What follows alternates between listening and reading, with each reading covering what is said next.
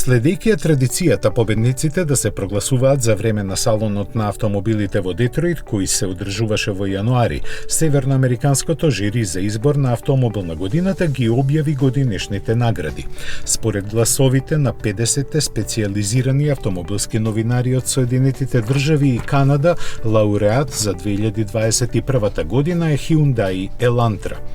Таа во финалето ги победи Nissan Sentra и конкурентот од сопствените редови Genesis G80. Заблагодарувајќи се на довербата, корејците не заборавија да истакнат дека ова е втора титула за Elantra и трета за марката. Признанијата во останатите две категории отидоа во витрините на Ford, без многу изненадување. Truck of the Year во конкуренција на пикапи и вистински теренци стана F-150, додека за спортско корисно возило на годината е прогласен електричниот Mustang Mach-E.